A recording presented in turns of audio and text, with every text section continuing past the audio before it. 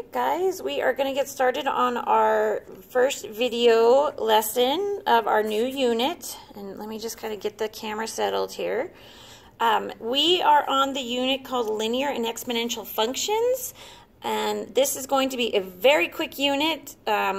It's basically going to be 4 lessons. I'm crunching in a couple lessons in one lesson together.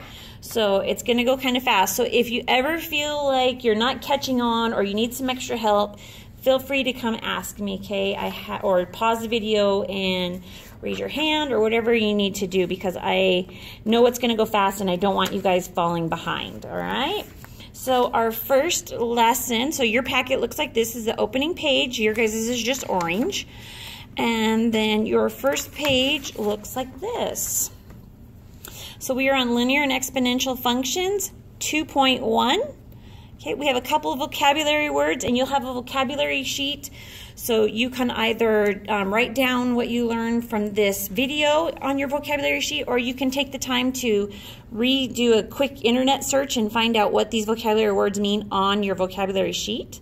But for now, I'm just going to kind of give you a couple of quick little definitions, and then we're going to get started. So our first one is a function. All right, so our first vocabulary word is function.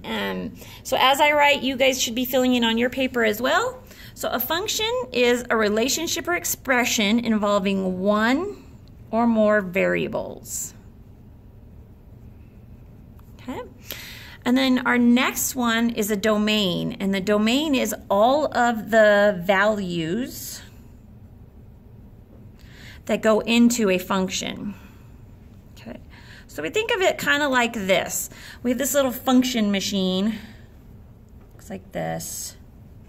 Okay, this is our little function machine. I'm going to make it look all kinds of nice. You don't have to make yours look like this if you don't want to.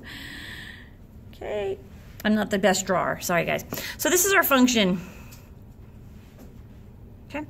The domain are the numbers that go into the function. So in the function they go. Domain. Other words that we know these at are our x values, or even our input. You might hear them called either one of those. Okay, so we put our domain into our function, and out of our function comes what we call the range,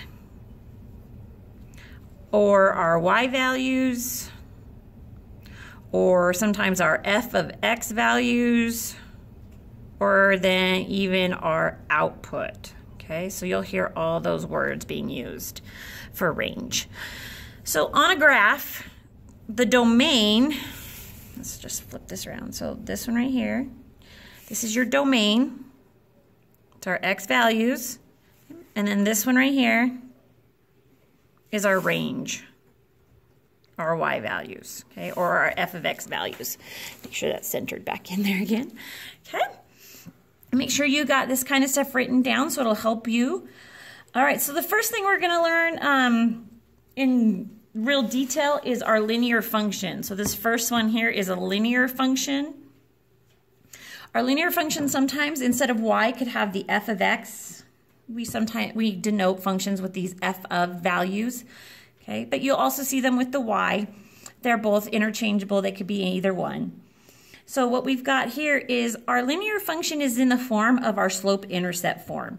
So m times x plus b, okay, where our m is equal to slope,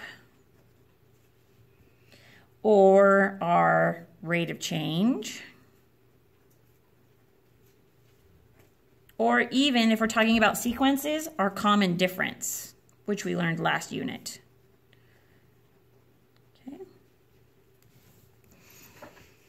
All right, our b we know as either our y-intercept, where it crosses the y-axis at, or we know it also if it is a sequence, we know it as our initial value, or what we were calling our zero term. Okay? So those are just, this is the way you'll see your linear function. This is also known as slope-intercept formed. So just keep that in mind. All right, so when we have a table of, or we have an equation like this, we can make a table. So what we put in, this right here is going to be our domain. This is our inputs, what we're putting into the function. This one right here will be our range, what we're getting out of our function, okay? So we're just going to pick a couple of points along our x-axis, and then we're going to input them into the equation, or this is our function, so we're going to input it into the function, and then we'll get out our range. So I'm just going to pick a couple. I'm going to pick some negatives and some positives. So I'm going to pick -1, 0, 1, and 2. I know that there's 5 boxes there, but we're not going to use all 5 of them. All right, so all we're going to do is take these values right here for x, and we're going to substitute them in here and then solve and get our y. So we've got 3 times -1 plus 2. 3 times -1 is a -3 plus 2 leaves me -1. Then I'm going to do it with 0. 3 times 0 plus 2. Well, 3 times 0 is 0, and then if I add 2, my y is 2. 3 times 1 plus 2. 3 times 1 is 3 plus 2 is 5. Okay. So it's pretty simple. Hopefully you guys can do these in your head. If not, then you are free to use your calculator. But as we're going along here, I can do them in my head. So 3 times 2 plus 2. So as you can see, these numbers right here match exactly what's right here. So 3 times 2 is 6 plus 2 more is 8. Okay. So if we look over here and we see what's happening between each term, if this was a sequence, we could see what's happening between each term, and we can see that it's adding 3 every time. Okay, this is what we call our common difference, or our slope, or our rate of change, which, as we know from over here, is this number in front of the x. Okay. So when we go to graph this, we could easily just use this equation to graph it without having to make all these this table with all these points. By the end of this unit, hopefully you guys will be able to do it. So our first point is -1, -1. So remember, this is our x-axis here. So we go along our x-axis, and then this is our y-axis. And look at that, we have negatives, and I forgot to put negative over here. So we're just going to plot the positive ones, but our negative one would be like right about here. Over 1, down 1. All right, so then we have 0 and then 2. So as you can see, this is where it crosses our y-axis at. And if you look right here, we can tell that from there also. Okay. Our next one is 1 and then up 5. So 1, 2, 3, 4, 5. And then the last one that we've done is 2, and then we're going to go up 8. Here's 5, 6, 7, 8. And if you look, we're going up 3 and over 1, which is the same as 3. It's our slope, which is right here. So that gives me 3 over 1 also. Let me get a ruler really quick. So I can draw this line. So we're going to connect these points.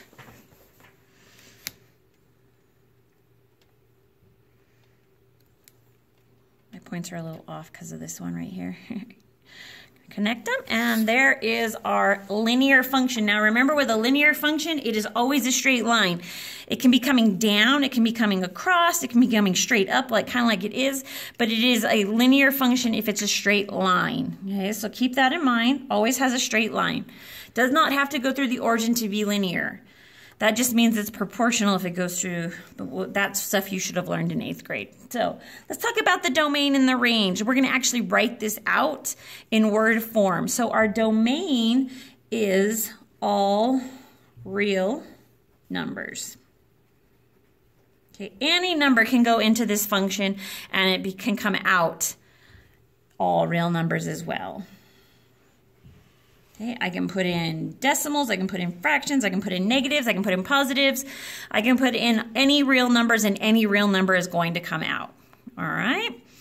So right here, what you need to know is that arithmetic or arithmetic, however you guys want to say it. Arithmetic sequences are an example of a linear function. If you think back to our sequencing lesson, you'll remember that all of our arithmetic sequences had straight lines, okay, when we graphed them. Although with sequences, we do not connect the dots, and that's something we'll learn next lesson. Just kind of keep that in mind.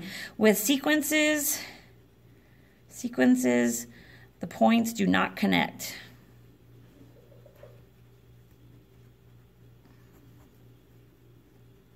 Okay, and like I said, we'll learn more about that next time, so you don't have to really stress about that one right now, but it is something you'll need to know for the next time. All right, that is linear functions. That is function, domain, linear functions. We are moving on to exponential functions. Now, your guys' is on the back of your sheet, but mine, because I'm using the original before I made copies, this is for you guys. So, like I said, yours is on the back. All right, exponential functions. Exponential functions is a little different. Its equation that we often see is different, but again, it could also be an f of x here. It does not have to be y. It could be f of y. It could be f of t. It could be any value here, but we could put that f in. It would mean function, okay? So it's in the form of a times b to the x power. It'll always be your variable up here in the exponent. If you ever get one where the variable is not in the exponent, where it says that, like, for example, if this was your variable and it was raised to the second power, that is not an exponential function, okay? All right, so let's talk about what these mean. So the a is known as either our y-intercept. I know it's a little confusing. Y-intercept on the other equation was b, but this time b is something different. So make sure you're making a note of this and writing it down. And it can also be, if it is a sequence, our common ratio. Or a constant ratio. It's just another word for it. Okay? The b in our exponential function is going to be what we call our factor of change. Or it's going to be, oh, I'm sorry. Shoot, I'm sorry, I read the wrong thing. Scratch this out. Hopefully you're doing it in pencil and you can just erase. Sorry, the a is either your y-intercept or your initial value. Sorry. Value, which we know as our zero term. Okay. Or it could be your common ratio over here. B is the common ratio. I knew that didn't make sense to me. Okay, so A, once again, A is either your y-intercept or your initial value if it's a sequence, and B is either your factor of change or your common ratio if it's a sequence. Okay? All right, so take this one for example. We're going to do the same thing over here. We're going to pick some points for our, remember this is our domain, and this is our range. And this right here is our function. Okay, we're putting our domain into our function and out comes our range. All right, so the first one, I'm just gonna pick the same ones. I'm gonna do -1, 0, 1, and 2. You could honestly pick any numbers you wanted, but these seem to be pretty easy to deal with, especially when it comes to exponents. So the first thing we're gonna do is we're gonna note that we need to change, substitute these numbers for this exponent up here. So we've got 2 times 3 to the -1 power. Now, just as a side note, remember that, I'm going to make this kind of down here on the bottom. When you have an exponent with a negative in it, it actually changes that to a fraction. So for this one, this is actually equivalent to 2 times 1/3 to the first power, like that, which would equal 2 times 1/3, which is the same as 2/3, okay? So this one is 2/3. So if I had picked a -2, let's just do this really quick. If I had picked a -2, make sure you write this down because it will be very important to you for homework and test. This one would look like this. It's going to be 2 times 1/3 and then the 2 here. See how I took the negative just means to put it in the denominator of a fraction, and then whatever power it's raised to just becomes positive.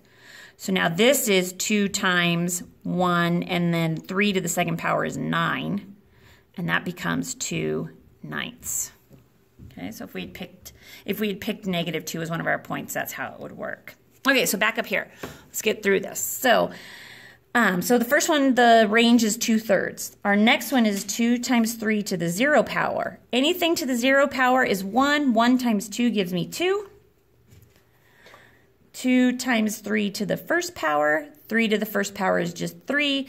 Times 2 is 6. And the last one, 2 times 3 to the second power. 3 to the second power is 9. 9 times 2 is 18. Okay, so if you look here, every jump we go or every time we come down to the next term, we are multiplying by 3. And if you recall, you look back up here, our 3 is here. And if you look over here, it is our factor, change, or our common ratio. Okay, so we're going to graph this really quick. And again, I didn't put negatives, but this negative would be, it would be over here, but then it's still a positive y, so it's going to be like right about here somewhere. Okay. Then the next one is 0, 2. Again, where it crosses our y-axis, we know that by looking here. Thank you. Okay. It crosses the y-axis at 2, and that's what, if you look here, this is our y-intercept or our 0 term initial value, okay? The next one is at 1. We go up to 6, so 2, 3, 4, 5, 6. And then at 2, we go to 18. Well, here's 6. I don't know if I have enough for 18. 7, 8, 9, 10, 11, 12, 13, 14. It would be like way up here somewhere, okay? When I connect these, I wish I had drawn this right. When I connect these, if this continues, this will never cross the y-axis. It will get really super close, but it will never cross it, and then it's going to just jump way up like that. This is how, that is a bad curve, sorry. This is an exponential function. It curves and it goes really up, it increases quickly, very, very, very quickly. Okay, so that's how you can tell if it's an exponential function. So let's talk about the domain and range in terms of like an actual sentence. So for the domain, we can put in any number we want. So it's all real numbers. Any number we want can go in there. We can put a negative, we can put a decimal, we can put a fraction. Any number we want can go in there. But if you pay attention, look, when I put in a negative, I got a positive. Okay, so the range is going to be all positive real numbers. So long as, so if A is greater than 0. So our A right here has to be greater than 0. If this one was a negative, then we would start to get negative answers. But with this one being greater than 0, these will always be positive. Okay? All right, and so down here, what we want to note is that geometric sequences are an example of an exponential function. And we talked about that. Okay, last one. So that should be nothing new. Okay, and again, with this one, if it's a geometric sequence, you wouldn't actually connect the dots. You would just put the points on there. Just keep that in mind. Like I said, you'll learn that next one. So, all right, on to the next page. We're going to do a couple of these together, and then you guys will be on your own. So the first thing we want to do is read the directions. So for each representation of a function, decide if the function is linear, exponential, or neither. Okay? My goodness, my kids are noisy out in the hallway. Do you guys hear them? All right, so this is a straight line. It has a constant rate of change. This one, because it is a straight line and because it has a constant rate of change, is linear. Okay? So under the y, you can just write straight line and constant rate of change. Constant rate of change. Kid's phone is dying next to me. All right, this one. This one is a tennis tournament. There's a number of rounds, number of players left. So we went from 64 to 32. Now that could either be subtracting 32 or it could be multiplying, by 1/2. Okay, so let's just look and see which one it could be. Well, if I minus 32 from 32, this should be 0. So it's not subtracting 32. If I multiply 32 by half, or if I divide it by 2, but remember we only multiply now, if I'm multiplying it by a half, I should get 16, and then half of 16 is 8, and half of 8 is 4. So this one is multiplying by 1/2. Well, if it's multiplying, it is an exponential function. Okay, so this one has a, what do we call it, a factor of change. Factor of change. That's multiplying by 1/2, or our common ratio. And this one is a sequence, so this one you could say common ratio of 1/2 times multiplying by a half. Okay, all right, on to the next one. Well, the next one has got this nice curve right here. So we could think of it as exponential, but we need to double check just to make sure, because sometimes that's not always the case. So we're going to do a quick check here. So we're going to label these points from point A to B, and this one's C and this one's D. So from A to B, we went, let's see, we went over 1. No, let's do rise first. So we went up from 0 up to 1, and then we went over 1. So the slope, or the constant rate, or the factor of change, is 1/1 on this one. Now B to C looks different to me. So it went from 1 to, let's look here, I think that's a 2, but let's just kind of, yeah. It went up 1, but it went over from 4 all the way to 7. So it went over third, 1/3. 1/3. Okay, so from C to D, we went up, looks like a 3. So it's going up by 1 again, but then from 7 to 12 is 5. So because these are not ratios of each other, this is not exponential. So this is not linear because it's not straight. It's not exponential because these slopes are not at least a ratio of each other, and so this one is a neither. And so it's because no constant rate of change, or we'll just call it common ratio. And I think from now on we'll actually be calling it constant ratio. That's what they're talking about here. Okay, so this one is neither. All right, let's talk about y equals 4x. Well, to look at it to begin with, we're thinking, well, it could be linear, it could be exponential. Can it be exponential? Remember, if this one's exponential, it would probably look more like this. Okay, that variable would have to be up in the exponent form or position, and it's not. So we know this one is not exponential. The question is it linear or is it neither? Well, when I look at this, if I was to do a quick table, okay, and this is my x and this is my y. If I was to choose 0, I would get 0. If I was to choose 1, I would get 4. 2, I would get 8, because 4 times 1 is 4, 4 times 2 is 8. And if you look here, it is increasing by a plus 4 every time. So that means it's linear. It's got a constant rate of change.